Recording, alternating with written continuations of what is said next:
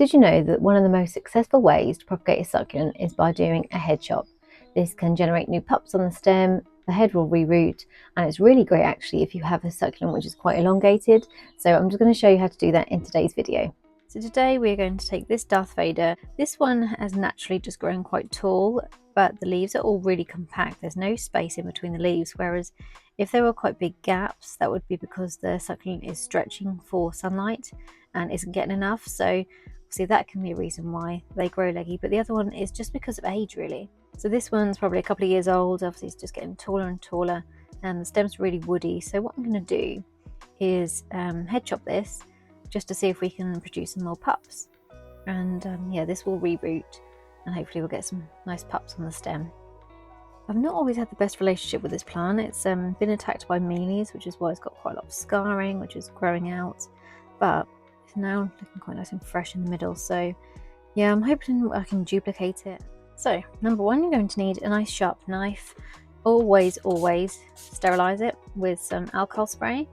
And then what we need to do is find a nice point to chop the head. So it's best to keep some of these lower leaves on, and that will just make sure that the plant is still getting energy from the sun to obviously grow these new pups.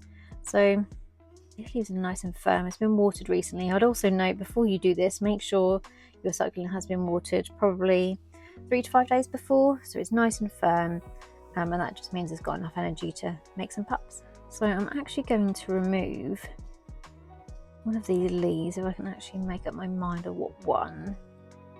Go for this one. So I'm going to remove this leaf.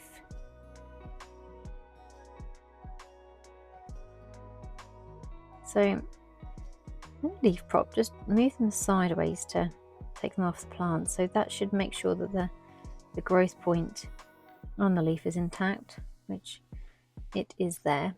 So this might propagate, which is great, and it also just gives us a little bit of room there to pop the knife in.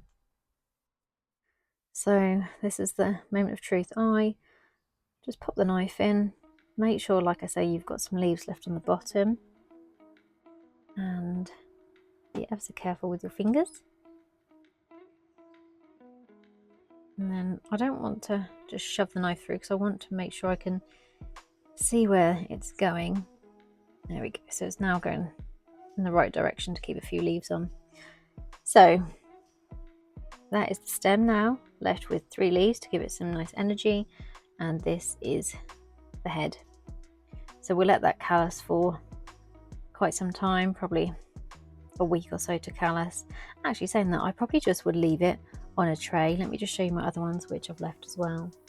So these are the remaining head chops from the year, which I'm just leaving on this tray. So as you can see, there's no soil in there whatsoever. It's just a little place to pop the heads so they can then start to root. You can see there's some roots in that one. It's an old leaf, so it uses these leaves for energy to create new pups. So I would leave them on until they fall off. Mealies love any plants which are slightly weakened, and obviously when you chop the head off, and this leaf's just fallen off by me touching it, when you chop the head, it's got no stem and everything, so it is a weakened plant. So that's when mealies are more likely to attack. So just keep an eye on any head chops, and just with your trusty alcohol spray, give them a nice spray. I'm just going to move that back so it doesn't get covered. Yeah, just make sure you're spraying it, and you can do it again in 3 to 5 days just to make sure they're definitely all gone.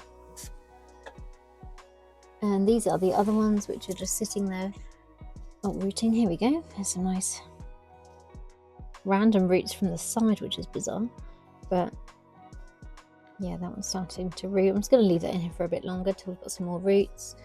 We've got this beautiful variegated one, got a little bit burnt, obviously being where it was at the end of those leaves there, but yeah, it's starting to root, so I'll leave that one as well for a bit longer. And we've got this beautiful cream tea. Oh, I actually didn't have any roots the other day, but I can see a nice pink one there starting. So that's good news. Love that one. And this huge one. Oh, perfect. Look at that. That's crazy. Sometimes that you look and there's nothing, and then the next, I don't know, 3 or 4 days, it just produces so many roots really quickly. So that's amazing. I'm so happy about that. It's beautiful. It's just, it was too big. It was even bigger than this. I took a lot of leaves off to propagate it. So Obviously that's another kind of technique I use to make sure my plants aren't too big, because obviously they take up so much room. You can then head chop to make them a bit smaller again, and obviously get some more of the same plant. But I can't see any mealies on this one, so hopefully it was just the other one. Yeah, that's a Tromso. Make sure you've got your ID tags. That was Rapunzel one that I sprayed. And yeah, so as mentioned, make sure you always label any head chops. So that means the head chop itself, which is now going to go and sit on its own. What is this called? Darth Vader? Vader? Oh God, I hope my spelling's right. And I obviously do that twice. I'll do it for this one, which is going to sit in the pot with the stem, because obviously once these leaves have obviously depleted and there's nothing left and you've got lots of pups, it's really hard to tell what the plants are. So yeah, make sure you always keep an ID tag in the pot, and then again with the head, which you're going to pop somewhere else as well. I really hope I'm spelling this right.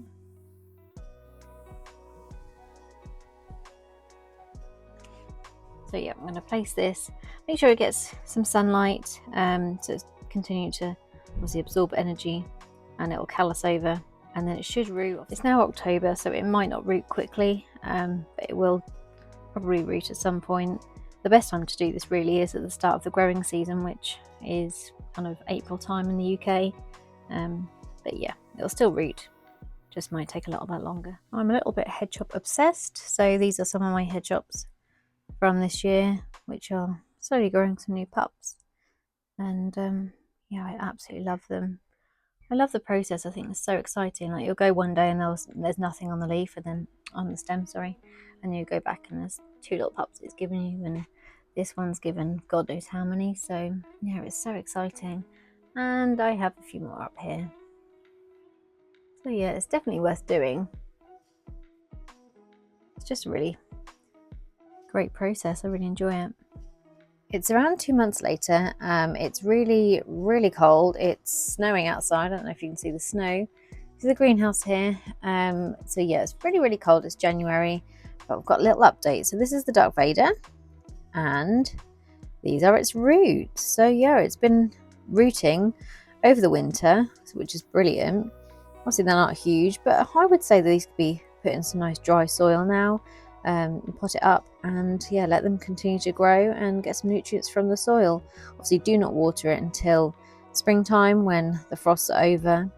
Obviously that's just standard with any succulent, but especially something as susceptible to rotting as this. But yeah, it's doing really well, growing some nice roots. Hopefully we'll get some more over this side. Yeah, really good. And this is the stem. So we've got a little baby just up here, and also one at this side. Don't want to tilt it too much to drop everything out of the pot, but yeah, there's the other one there. And this leaf, which I've taken off, has actually got a huge root growing, so hopefully that will produce a pup as well. So yeah, that's the stem. Obviously only 2 so far. There may be more that come out of these little nodes. You can see some tiny, tiny bits. Yeah, you can see some ever so tiny little green bits probably there, but I don't know if I'm just being imaginative or if that is something starting. There's actually a little one there next to that one, but yeah, it's doing something, and it's winter, so I think that's pretty amazing. So I'm just going to pot on the head with the roots.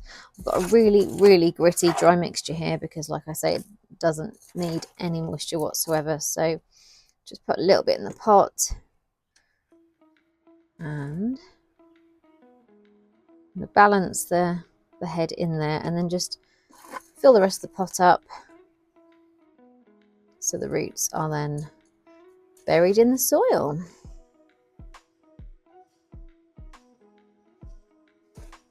And then it can continue to root and find its way into the pot and settle in. So beautiful. And I've learned that you spell it Dark Vader, not Darth. So yeah, there she is, all potted on. So that's it. It's so easy to do, and it's something I do every year. If I have some really favourite succulents, which I think can be propagated, I absolutely do so. The success rate is always really good with the succulents. They seem to always reroot, not always getting pups on the stem, but you know, that's okay. It's a chance I'm willing to take. But yeah, it's something that is just, I found a really good way to multiply your collection and always kind of save a backup of your favourite succulent. It's kind of like an insurance policy. So try it. Let me know how you get on. If you've got any questions, let me know. But thanks for watching, and I'll see you again next time.